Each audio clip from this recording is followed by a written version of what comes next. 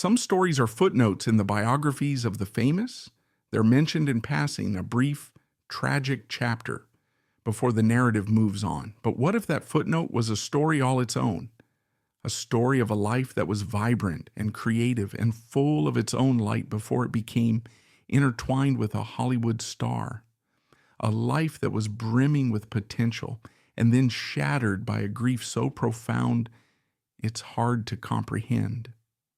Today we're going to talk about a name that many people might only recognize in connection to a great tragedy, Jennifer Syme. To some, she is known as the woman Keanu Reeves loved and lost, but she was so much more than that. She was a key player in the edgy alternative culture of 1990s Los Angeles. She was a confidant to rock stars and a muse to visionary directors. She was a woman with her own dreams, her own career, and her own captivating story. And her life, though tragically short, is a powerful and heartbreaking exploration of love, loss, and the devastating impact of a grief that can swallow a person whole. This is the story of Jennifer Syme, told not as a footnote, but as the main event. Jennifer Syme's entry into the heart of Hollywood's alternative scene was not through acting, but through a role that was, in many ways, more influential. She landed a job as an assistant to the legendary director, David Lynch. This was the period of Lost Highway in 1997, with Lynch at his most revered and mysterious. Working for him was a front-row seat to the creation of some of the era's most challenging cinema. Jennifer was immersed in a world of surrealism and dark, dreamlike beauty, and she thrived. She wasn't just an assistant. She was a gatekeeper, a creative sounding board, and a trusted problem solver who had an intuitive grasp of Lynch's unique vision. He respected her so much that he gave her a small acting role in Lost Highway, a testament to her integral role in his inner circle. This position placed her at the center of a creative vortex, interacting with actors, artists, and musicians like Trent Reznor and Dave Navarro. She had found her place not just in the scene she dreamed of, but helping to build it. It was from this creatively charged world that she would eventually move on to work at a record label, and in 1998, at a party for the band Dogstar, meet a man named Keanu Reeves. The music scene was electric. Clubs like the Viper Room on the Sunset Strip were the epicenter of cool, places where you could see rising rock stars and established legends in an intimate setting. At the same time, a new wave of filmmakers was challenging the conventions of Hollywood storytelling. David Lynch, with his dreamlike and often disturbing cinematic visions, had become a cult icon. His work captured the strange, unsettling beauty that lay beneath the surface of American life, and he had a magnetic pull on a certain kind of creative soul. It was a world where different creative scenes bled into one another. Actors hung out with musicians, directors collaborated with artists, and a sense of community and shared artistic purpose permeated the air. It was a world that valued authenticity and edginess over polished perfection. And it was into this dynamic and exciting world that Jennifer Syme arrived, a young woman who seemed perfectly in tune with its rebellious and creative spirit. When we try to understand the story of Jennifer Syme, we have to start by understanding the world she came from and the one she so desperately wanted to join. She was born in Pico Rivera, California, in 1972, but grew up in Laguna Beach, a picturesque but somewhat sleepy coastal town. From an early age, Jennifer was drawn to the more exciting and unconventional world of Los Angeles, just up the coast, but a million miles away in spirit. We're talking about the LA of the late 80s and early 90s. This wasn't the clean Instagram-filtered LA of today.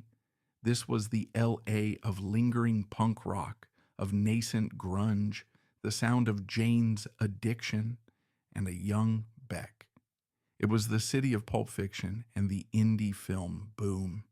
It was a city with a real edge, a dark, electric, creative hum.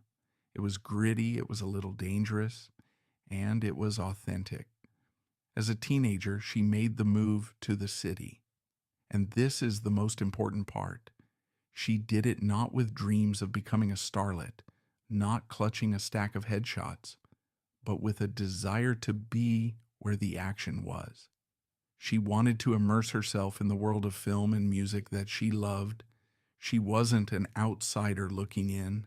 She was a natural fit. And in that particular scene at that particular time, fitting in didn't mean being the prettiest girl in the room. It meant being the most interesting. It meant you had taste. It meant you'd seen the right foreign films. You were listening to the right obscure bands. You'd read the right books.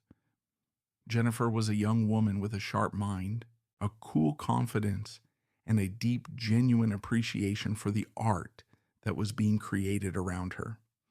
This context is key to understanding who she was.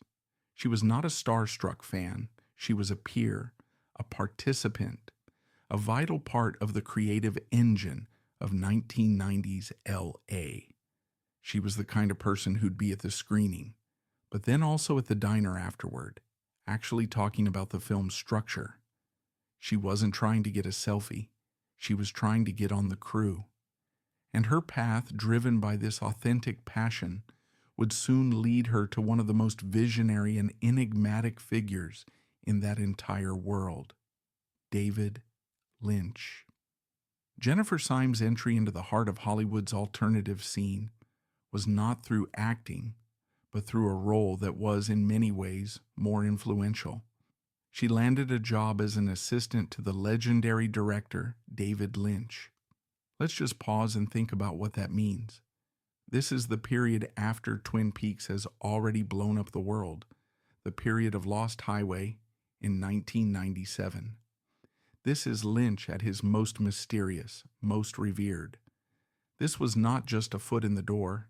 It was a front row seat to the creation of some of the most unique and challenging cinema of the era. Working with Lynch meant being immersed in a world of surrealism, mystery, and dark, dreamlike beauty. It meant understanding a man who communicated in abstractions, who was obsessed with sound, with texture, with the darkness humming beneath the picket fences. It was a demanding and all-consuming job, but for Jennifer, it was a perfect fit. She wasn't just fetching coffee, though she probably did that too. She was a gatekeeper. She was a filter. She was a presence.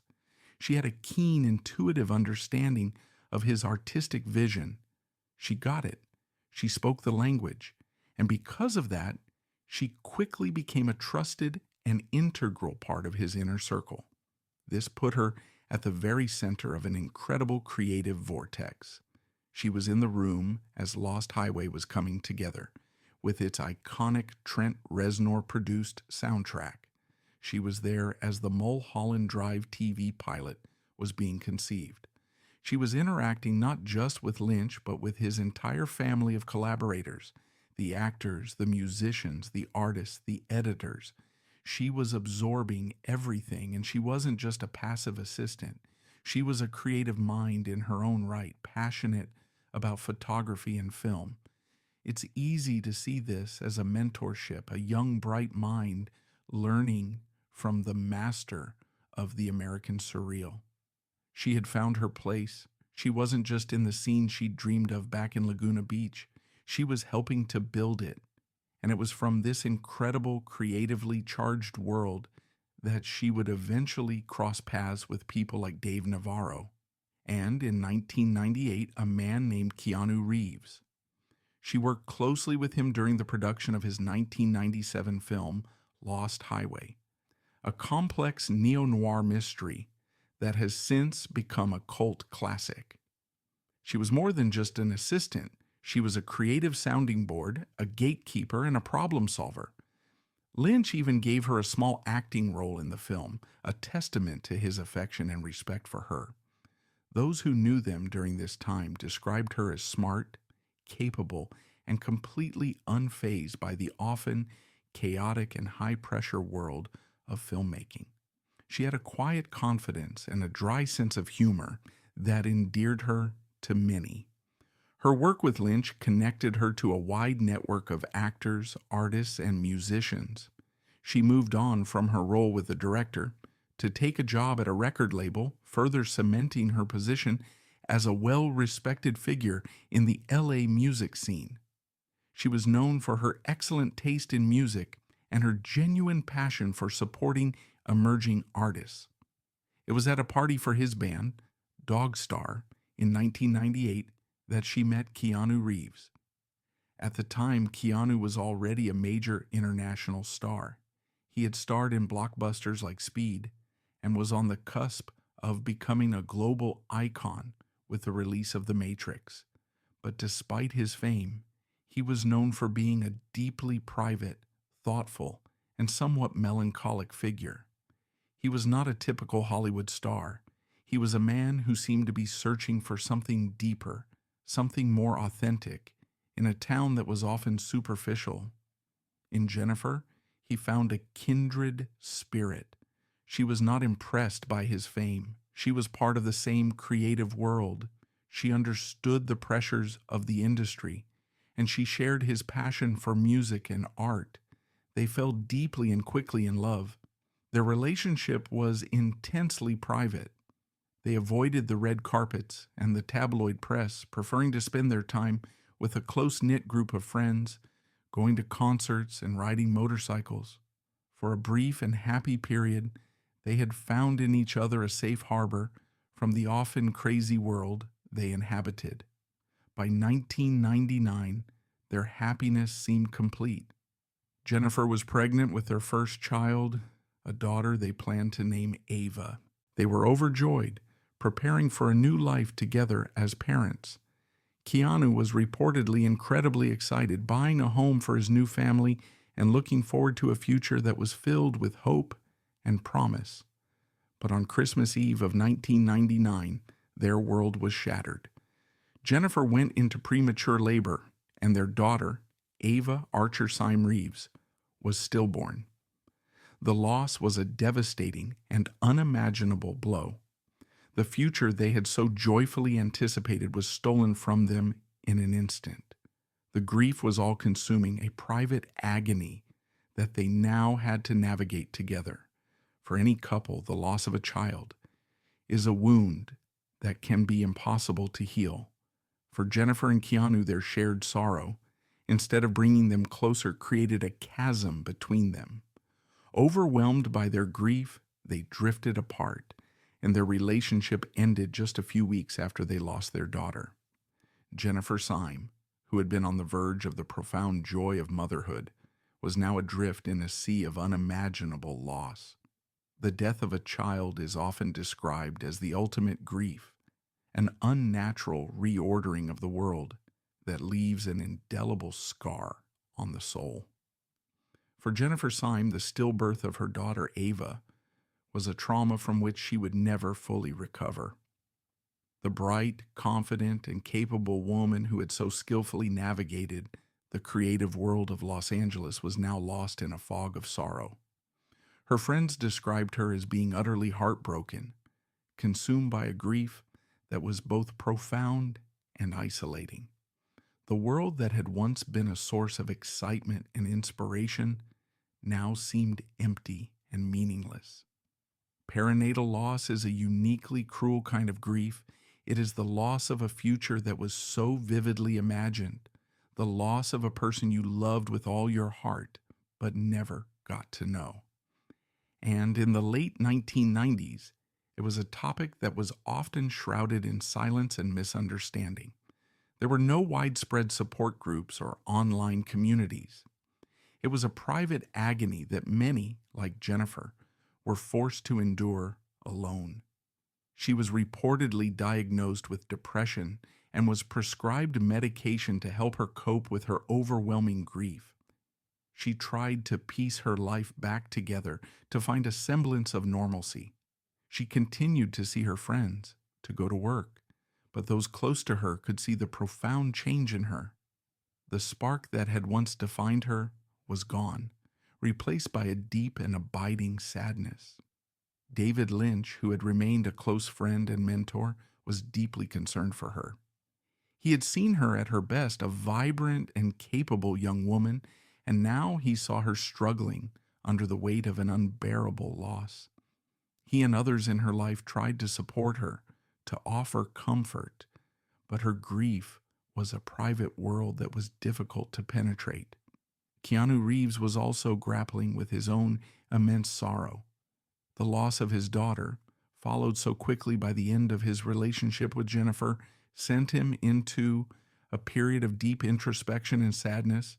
He has famously never spoken in detail about this period of his life, but his art and his public persona in the years that followed were imbued with a sense of profound melancholy and resilience that many believe is a direct result of these devastating losses. His grief was a mirror of Jennifer's, a shared wound that now separated them. Jennifer's life in the year and a half that followed the loss of Ava was a quiet struggle. She was trying to move forward, to find a reason to keep going in a world that had been drained of its color.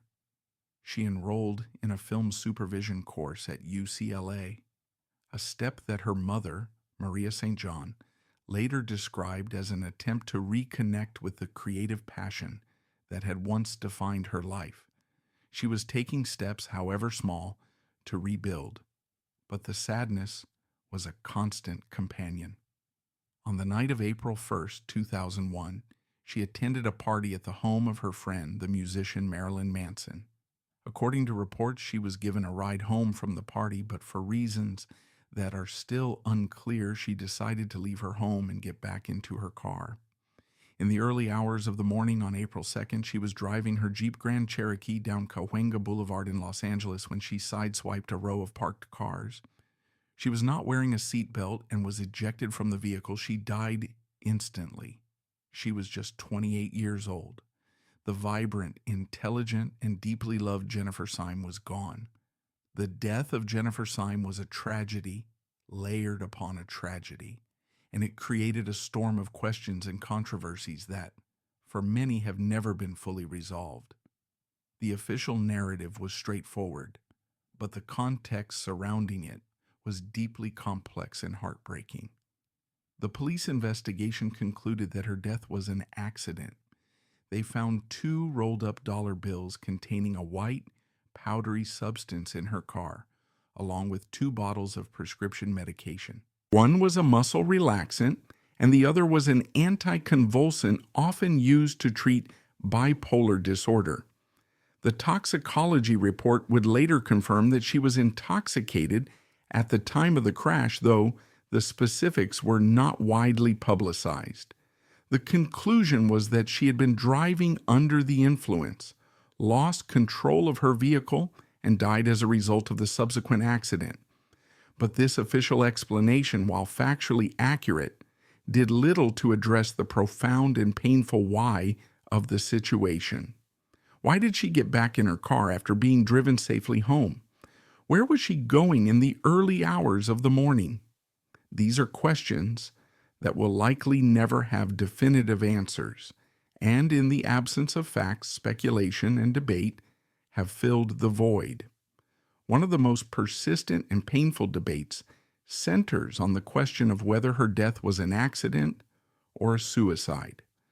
Her mother, Maria St. John, has always maintained that her daughter was not suicidal.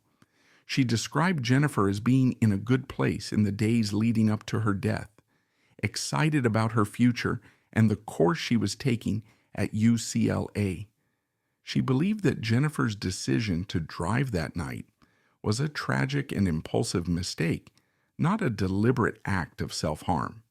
However, others have pointed to the depth of her depression as a possible factor. Marilyn Manson, in later interviews and writings, spoke about the party that night. He claimed that he and Jennifer had done drugs together, and he later expressed a deep sense of guilt and regret over her death. The context of her profound and unresolved grief over the loss of her daughter, Ava, is impossible to ignore. For many, it is hard not to see her death as being inextricably linked to that earlier tragedy. Was she driving recklessly because she was intoxicated? Or was she driving recklessly because on some level she had lost the will to live? It is a heartbreaking and unanswerable question. This debate highlights the complexities of grief, depression, and mental health. Her story is a tragic example of how these struggles can impair judgment and lead to devastating consequences. Whether her death was a tragic accident fueled by depression or a more deliberate act, the root cause remains the same: a young woman who was in an immense amount of pain. Another layer of controversy involves the intense media scrutiny that followed her death, particularly in relation to Keanu Reeves. The narrative that quickly formed was one of a cursed or tragic movie star. Jennifer's death was often framed not as her own story, but as another chapter in the sad life of Keanu Reeves. This, in many ways, was a disservice to her memory. It reduced her to a supporting character in someone else's drama, overlooking her own vibrant life, her own career, and her own immense circle of friends who loved her for who she was, not for who she dated. The historical debate, then, is not just about the circumstances of her death, but about how her story has been told. Was she a victim of her own grief, a tragic figure in a Hollywood drama, or a complex and talented woman whose life was cut short by a combination of tragedy and a terrible mistake? The truth likely lies somewhere in between. Her story is a complex and nuanced one, a reminder that the easy narratives we often create to make sense of tragedy rarely capture the full and painful truth of a human life. The story of Jennifer Syme remains a quiet but powerful touchstone for conversations about grief, mental health, and the human cost of public life. Her legacy is most visibly intertwined with Keanu Reeves. The devastating loss of their daughter, Ava, and then Jennifer herself, is fundamental to the public's understanding of his profound melancholy. Her memory humanized him, allowing the public to see the man behind the star through a lens of shared empathy for his immense, quiet suffering. Beyond her connection to fame, Syme's story is a heartbreakingly powerful illustration of perinatal loss. The stillbirth of her daughter was the defining trauma of her life, and her death highlights the devastating mental health consequences of such a loss. Her tragedy underscores the desperate need for better, more open support systems for parents navigating this specific, often silent and overwhelming form of grief. It is crucial, however, to remember Jennifer Syme as more than a tragic figure. She was an active participant in the 90s alternative film and music scene, notably working with director David Lynch. She represents the quiet, authentic coolness of that era, a reminder of the many talented creative forces who work behind the scenes, essential to the culture, but whose names are not in lights.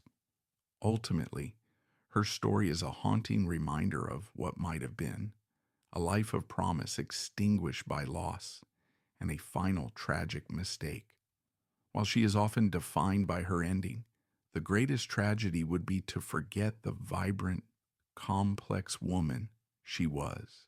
The most fitting tribute is to remember her name and her full life, the creative force, the friend, and the woman who loved deeply, not just the sadness of her final chapter.